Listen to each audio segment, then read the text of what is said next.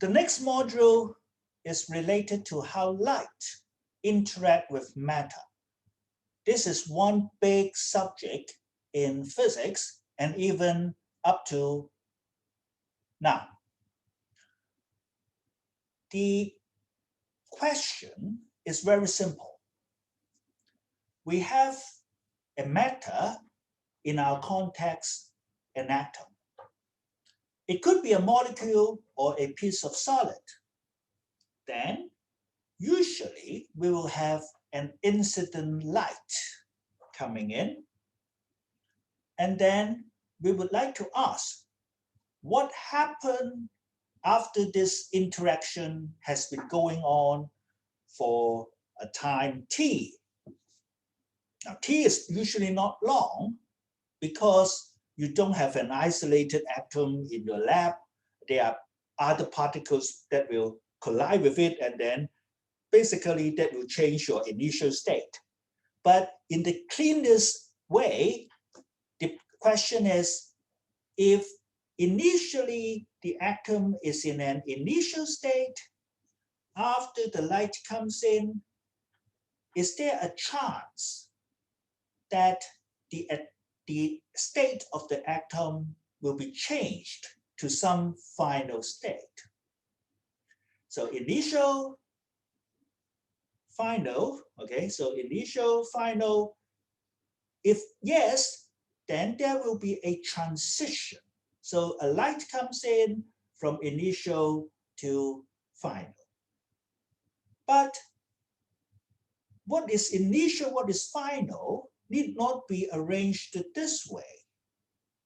We could have initial here, and then final being something that is lower in energy. We will see that that comes out naturally through quantum mechanical analysis, meaning that an initial state with the light comes in, it is possible to make a transition to a higher energy state, as well as make a transition to a lower energy state. The first one may be natural to you. Some light comes in, and even some of you may think, there are photons, absorb a photon, go up in energy, everything's natural. But the second one will be called stimulated emission. An incident light comes in, at the end, the atom will go to a lower energy state, even giving out some energy. And that is, as we will see, a natural result from simple quantum mechanics analysis. It has to be there. But Einstein has his own insight. He discovered such a process in 1918, well before quantum mechanics was established. So this is a fascinating story in physics, but we will start off with the very ordinary question. Light comes in, there's an atom, what happens? Okay, so that is the key question that we will explore. Now, technically, in terms of quantum mechanical skills or methods that fall into a class of problem called time-dependent, solving problems related to a time-dependent Hamiltonian. Now, that is entirely different from most problems that you have done so far. So far, even with electron-electron interaction, you see the whole Hamiltonian has no time, no explicit time dependence in it. But from this point on, very often we will see that we are handling time-dependent Hamiltonian. So first thing first, this is a different class of problems in quantum mechanics. The technique that is involved, and I don't intend to go very deep here because in quantum mechanics too, you have a full treatment. The technique here is called time-dependent perturbation theory. But I will simply give you the big idea how it works, and then I will take the key results and analyze the physics instead. I think that is a more important point at this level than deriving everything from the beginning. So that is the strategy. So let me start with posting the question to you.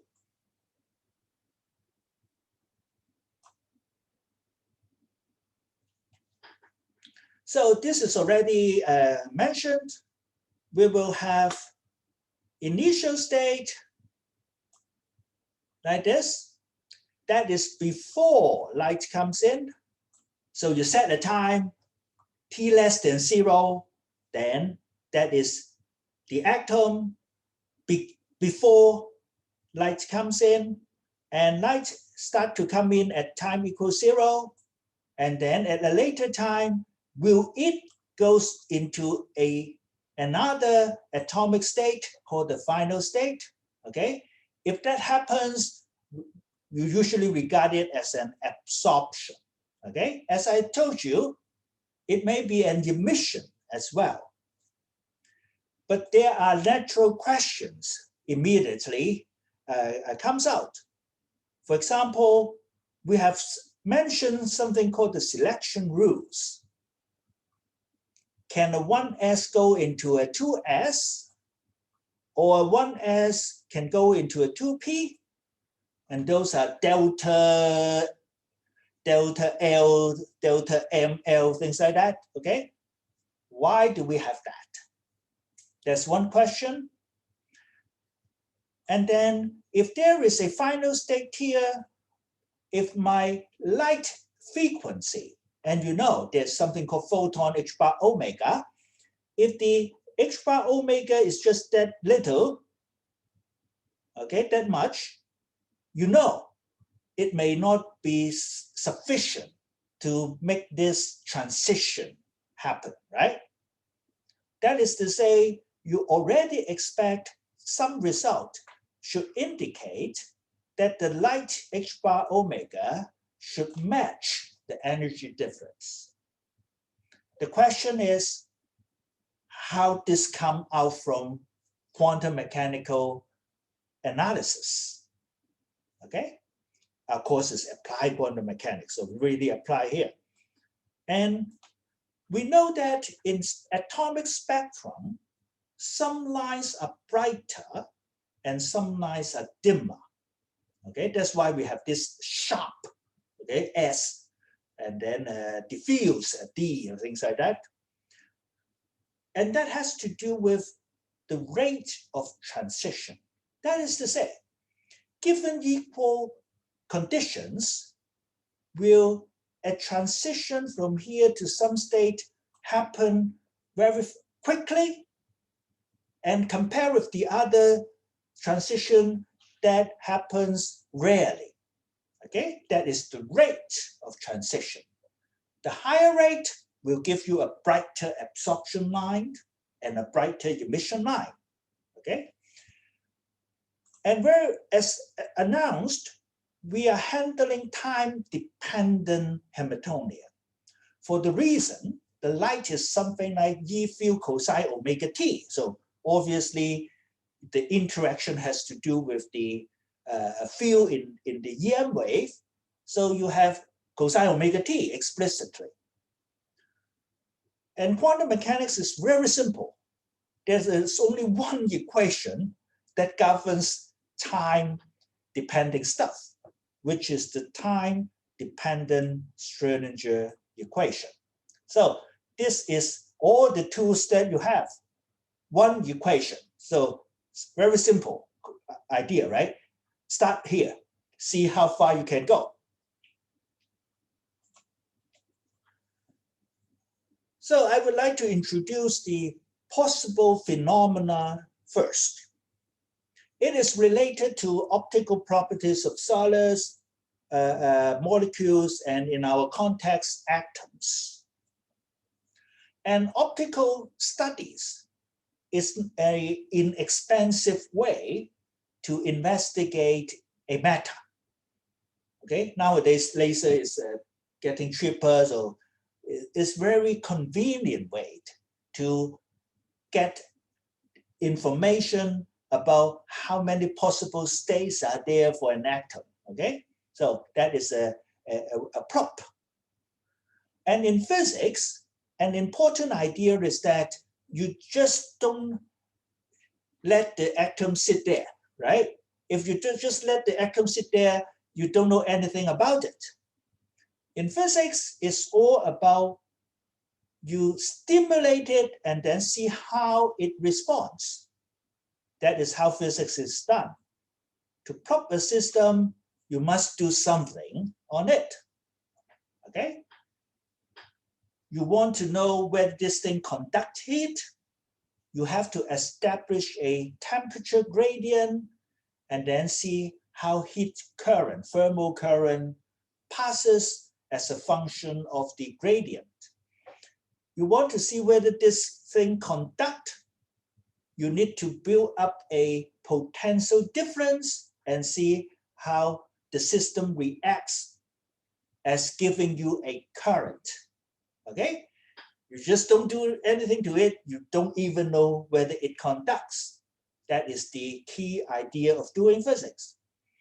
And in our context, we are doing something to it. We are sending in light. That is the stimulation, right? We stimulate it and then let it respond. Now, this is our atom. This is light. So the atom, the thicker line is meant to depict that initially it is in this state. And now, after a while, will it get up due to the stimulation of light? If it does, then we say something happened. You will say light is absorbed. So the atom has more energy and then climb up to a higher energy state. And more formally, you may think it is unnecessary, it can be called stimulated absorption for the reason that you do stimulate it so that it can absorb. Okay?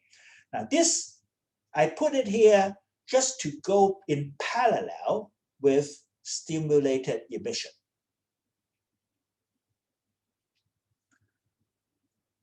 So this picture is meant to depict stimulated emission. It happens, so it is the following phenomena. You have an initial state, the blue line here, and then light comes in. Of course, there are some condition. If the condition is right, that is to say, if this H bar omega hit this H bar omega, then one thing could happen is that this atom will be de-excited, not excited, but de-excited.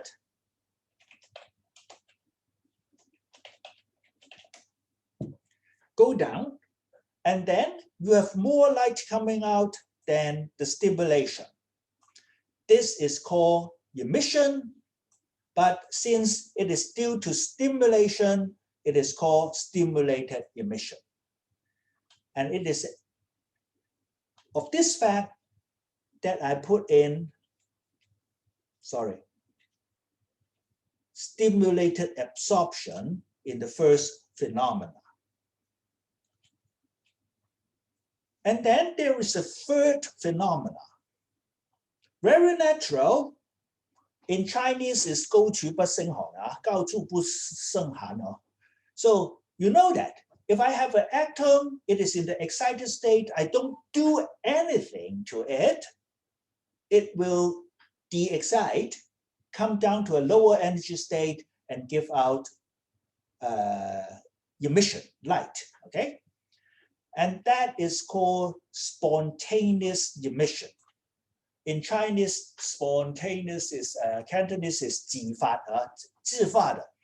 So that is to say, you don't need to stimulate it, okay? And Actually, this spontaneous emission is closely related to a data that you can find for atoms' excited state. It is related to the excited state's lifetime, meaning how long the atom could stay in an excited state. It tends to de-excite without any external influence, so-called, okay? So this is the third phenomena called spontaneous emission. But let me tell you that, although that is looks like the most natural one, in terms of quantum mechanics, the stimulated absorption and the stimulated emission one are easier to explain. We will see in one formula, it contains both processes in terms of perturbation theory. The difficult part turns out to be explaining spontaneous emission.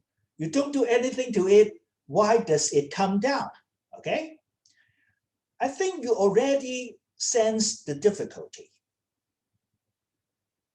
If you learn your quantum mechanics well, then I'm trying to write something. I don't know how. I need to stop share. Okay. So now, if you learn your quantum mechanics well, then you may think about the following, right? Now, you have the atom Hamiltonian, and then you have, say, second excited state of the atom, and that is the energy of the second excited state. But you realize that this is an eigenstate, okay? So if at time 0,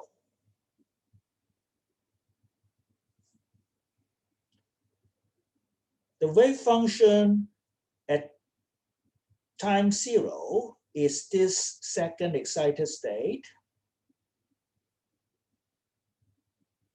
then you know at time t,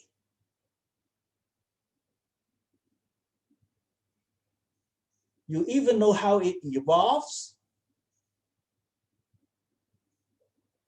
It evolves using its eigenenergy. And then, okay? And then you ask the probability that it is in second excited state.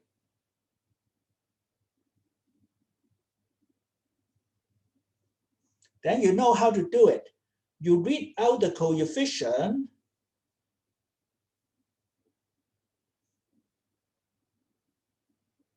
and then square it, and it is 1. So it will stay there forever.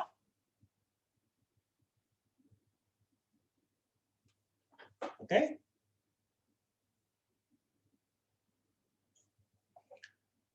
And in this sense, spontaneous emission seems to be much more mysterious.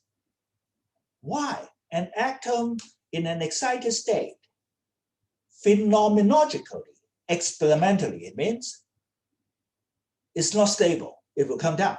It will de-excite. Okay? So I want you to understand that this is actually rather non-trivial.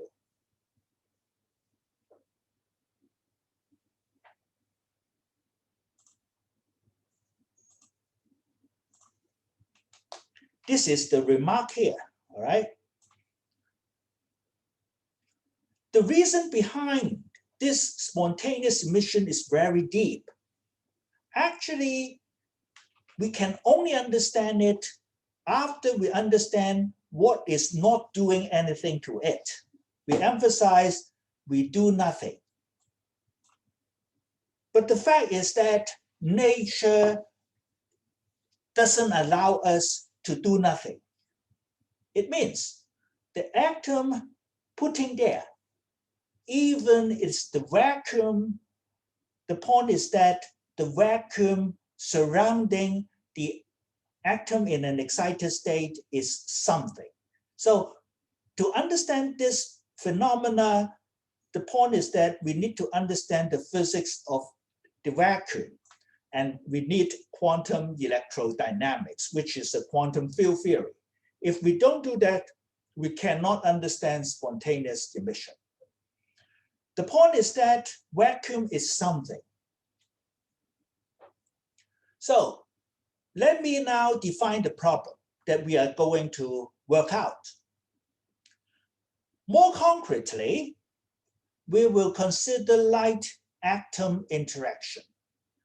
But most of the results are applicable to light molecule interaction, light solid interaction. We think about the problem as follows. Before t equals 0, so t less than 0, the atom is in some energy eigenstate of itself. So that is the initial state. Therefore, it is in some precise energy, say 1s, okay? And then, now, at some time t equals 0, there is a light incident upon the atom. The key idea, the first idea, is that the total Hamiltonian is not the atom Hamiltonian anymore, because we have the light atom interaction term. So that is the key idea number one. When we have light incident upon the atom, we no longer have the atom Hamiltonian alone. This is the isolated atom part that we discuss in hydrogen, in all the other atomic problems. But in the presence of light, we will pick up a time-dependent H prime. I call it H prime interaction. That is to model how light interact with the atom. And it is this part, you see, if I have this, then an eigenstate of the atom will no longer be an eigenstate of H, okay? And therefore, there's no reason why it will stay in that state forever anymore in the presence of this H prime term. The total Hamiltonian has been altered. Formally, in the presence of light, there should be another part of the Hamiltonian describing the light alone, just like we have atom alone, light alone, how the two things interact. That is the formal treatment if we do the whole problem correctly within quantum field theory. In our level of quantum mechanics, we will do these two terms, taking this as the more important one and this one as the perturbation.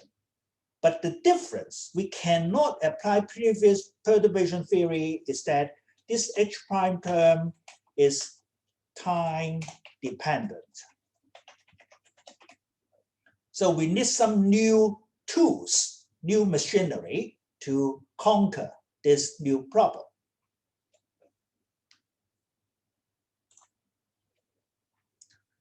So I already mentioned the phenomena. Now it is the second key concept. The second key concept is, as already depicted here, we must understand the whole system is no longer the lonely isolated atom anymore. The whole system is atom plus light. that is our new whole quantum system. For example, I use this boundary to depict this whole system. So at the beginning, before absorption occurs, we have this. Atom in the lowest state called N and one photon. You can think about it, that combined describing the atom and light system. And at the end, after absorption, is this atom in the higher state called M and no more light and no more photon. So together, this describes another state of the atom light composite system. And this is actually the whole system now, okay? So basically, if we realize that, there should be no contradiction anymore, because I just showed you on the whiteboard that if we think in terms of the atom alone, it may be quite troublesome, okay? In this way, we can even understand spontaneous emission a bit, because the beginning state will be excited, no photon.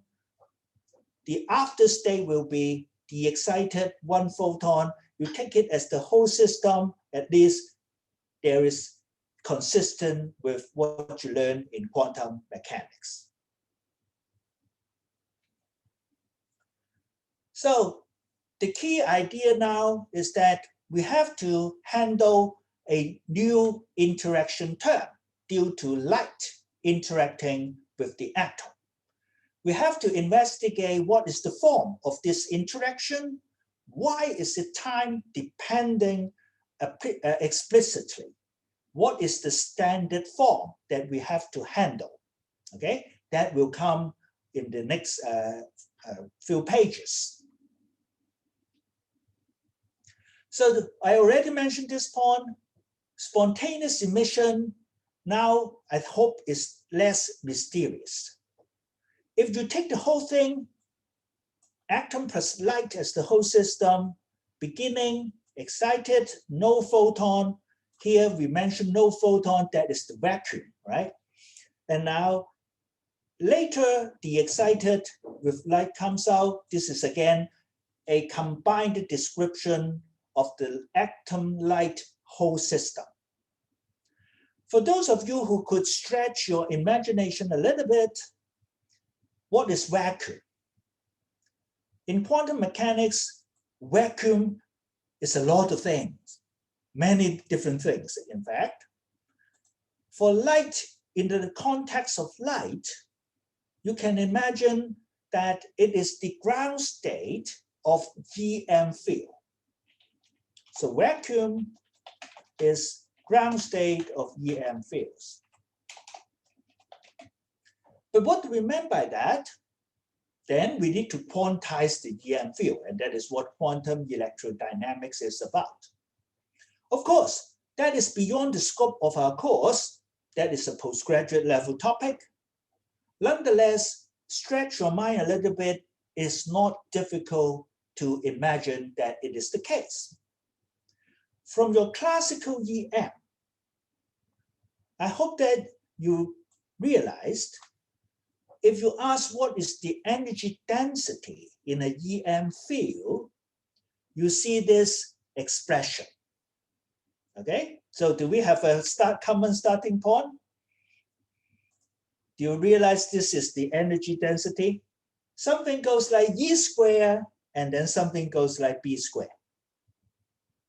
Okay, this is EM field in vacuum, not in the matter. All right. Now, if you don't know English, it looks quite like this one. So it's an oscillator-like entity, right? Actually, the analogy is closer because you know that EM field is like E field, B field, oscillating and then propagating. Okay, so you know this, right? Okay. So really, something is oscillating. Okay.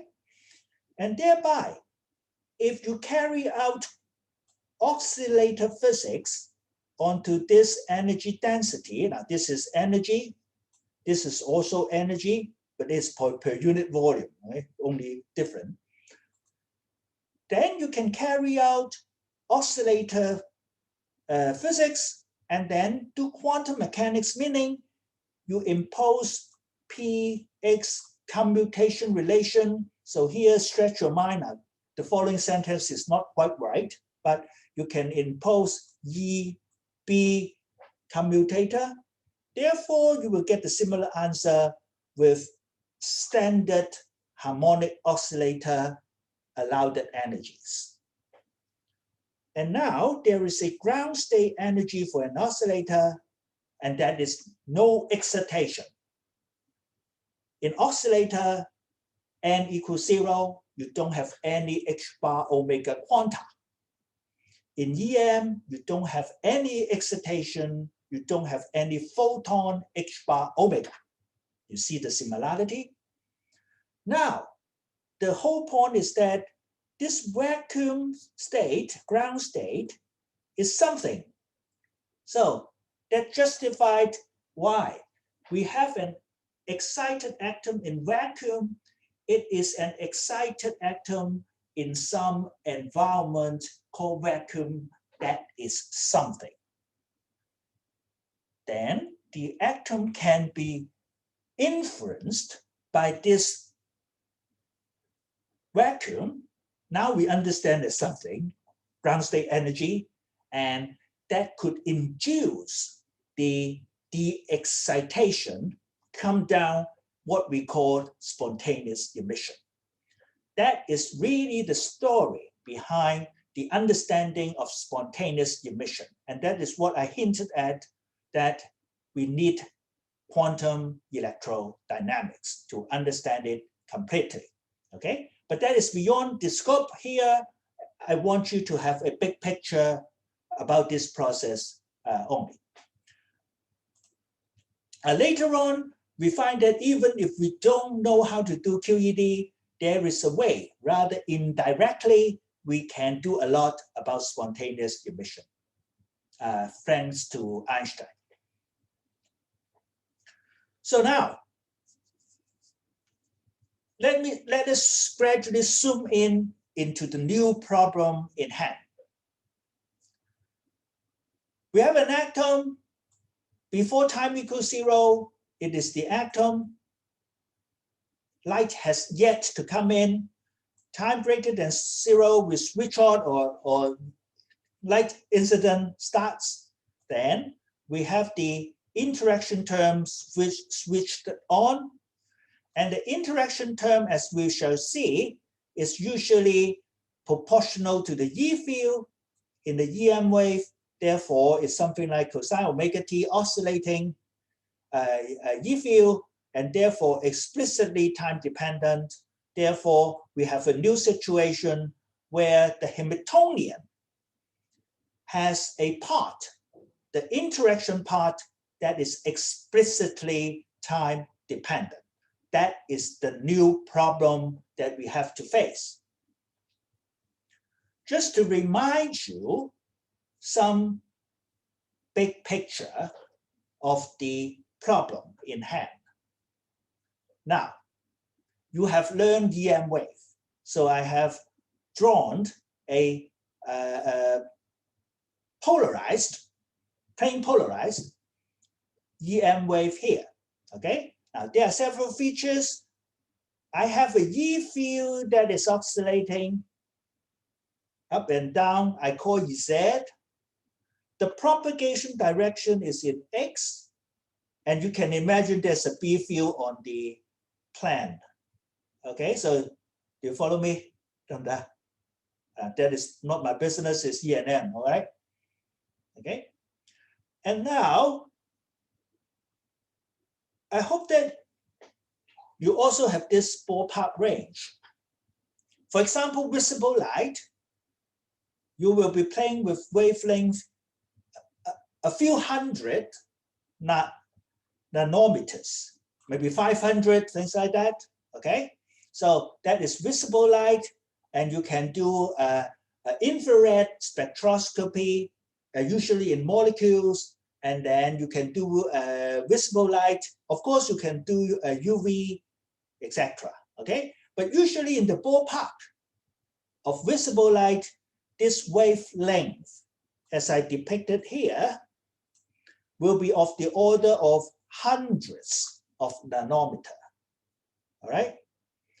Now, of course, I would like to remind you that there are other polarization in EM waves, for example, circularly polarized, where if you look from the direction of propagation, the E field is also rotating around that axis. Here is just along Z, but changing, stronger, shorter, shorter, zero to the opposite direction, and so on. Okay, that is plane polarized. Second point, this is to interact with an atom here. Okay, so the whole Hamiltonian has this plus that. Remind you that the atom scale is just angstrom. Now that is the typical size of the orbits of an atom. It doesn't vary much from atom to atom throughout the periodic table. Now, that is something rather unusual, I must say. Okay, we learned from hydrogen 1s is Bohr radius, so it is about 0.5 angstrom, half angstrom. Okay, so you can think about it. Half on one side is about 1 angstrom. That is what I wrote down here. So you may think bigger atoms may be bigger, okay? But bigger atoms has more positive charges in the nucleus. The wave function, the 1s, will be very deep in energy, very negative, much negative than minus 13.6, okay? And will be, the wave function will be much closer to the nucleus. Okay, so at the end, the whole atom is something like 1 angstrom, 1.5 angstrom. That is about right for all the atoms. So the point is, atom size, angstrom, or 0.1 nanometer. You see, the wavelength is 1,000 times of the size of the atom. Okay? So what is the point? The point is, if I put an atom on this scale, okay, now this is the wavelength, several hundred. If I put an atom on this scale, it can hardly be a point. Okay, do you follow me? Do you see the highlight thing? Okay? The point is, the field across the atom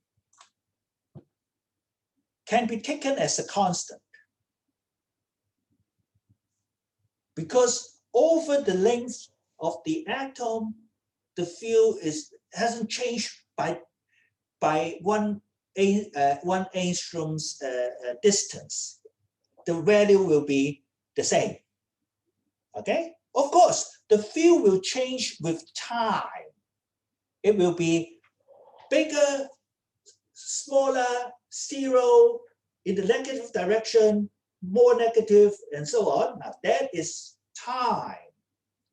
But across the dimension of the atom, dimension, real space, okay? The field can be taken as a constant, okay? So get the point?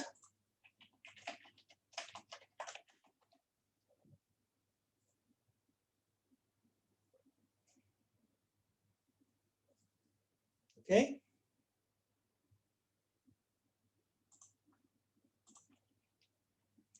So with this point, we can start writing down the interaction Hamiltonian. All right. Now, all of you have EM1, right? That's the fair assumption. And now, we can actually think about the classical physics analogy of what happens in light-atom interaction. So what I'm trying to depict here is the following. So I have an atom that has a nucleus, a tiny, tiny one. And then I have some electron crowd, all right? The shells, 1s, 2s, they're filled with electrons. Therefore, the situation is a positive nucleus and some electron distribution surrounding it, spherically, usually, okay? Now, I have a light coming in. The first and most important effect is due to so-called electric dipole mechanism.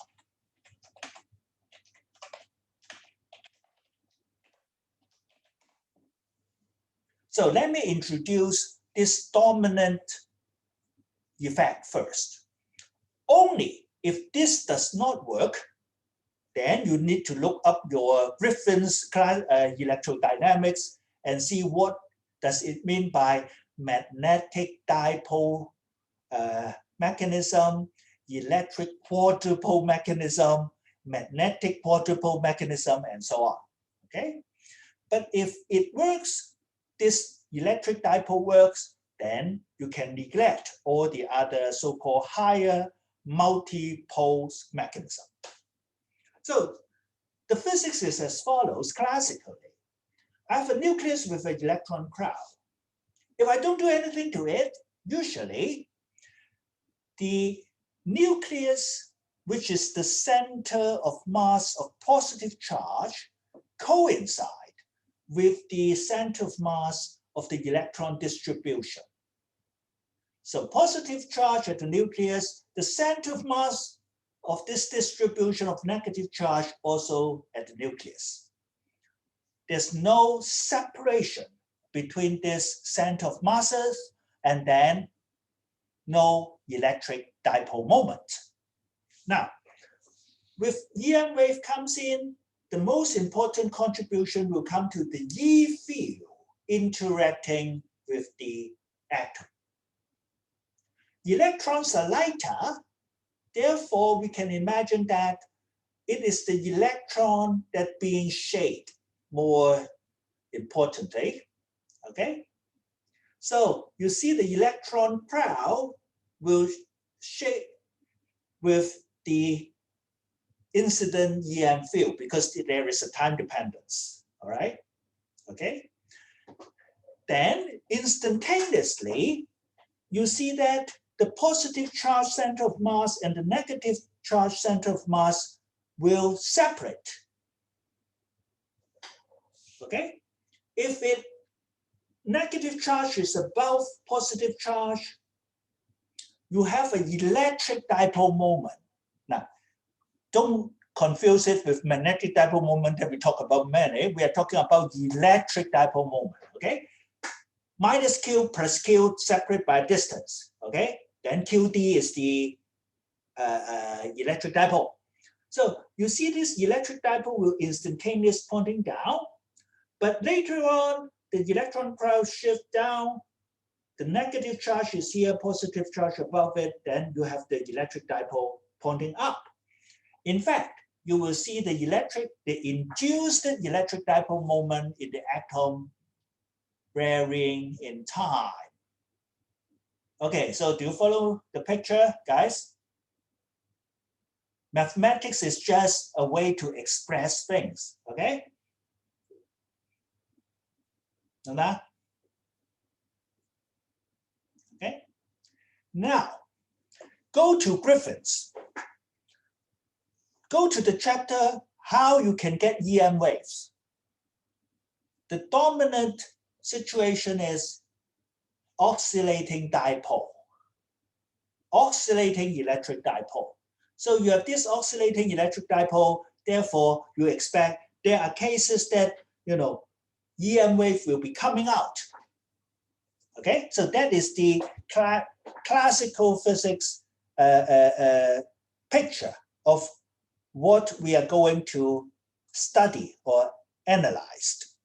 Okay, so this is the picture I tried to draw here. Of course, I cannot draw the cartoon version, so I show you that. Okay.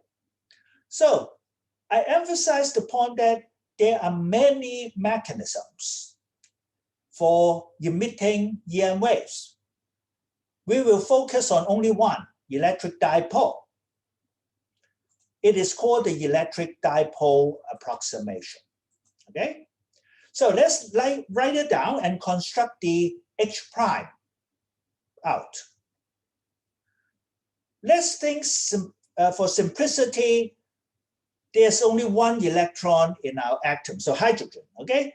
But if not, it's fine. We can consider the whole electron density, and then we can still write down the electric dipole moment.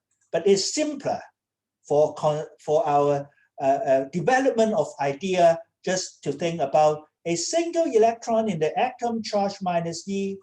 It is locating at some place R, okay? Using the nucleus as the origin, 0, 0, 0. Then immediately, your EM theory says the electric dipole due to this particular electron at R can be written as the charge times its location or displacement, okay? So R. So this is the electric dipole mu. But it is energy that goes into the Hamiltonian, therefore we look for an energy combination. That's easy, again, EM theory. Electric dipole moment interact with electric field to give an energy. The minus sign means electric field tends to align the electric dipole moment in this direction. If it does, the energy is more negative, happy, okay? So this is the analogous to magnetic dipole moment dot into the B field. It's the same physics, but now it's the electric version. So finally, we see how to write down the perturbation due to atom-light interaction. It is minus mu dot the E field in the light, in the incident light, okay? And mu is given by charge minus E R. So therefore, you will see plus E R dot light, here the electric field, okay? So now let's exercise the approximation that I already emphasized. In your EM course, you use this kind of representation for the electric field in a EM wave. You have both the EIK dot R part, that is the spatial thing, and you have the temporal part. You can also write it as, in the real representation, the electric field amplitude in front, cosine K dot R minus omega T, okay? And now, this is 2 pi over lambda, all right? Now, what we just said before was the lambda is so much bigger than the size of the atom, such that over the atom 1 angstrom size, we don't need to worry about the spatial difference in the electric field at the atom. Kx part, or K dot R part, is that particular part. Now it means the following.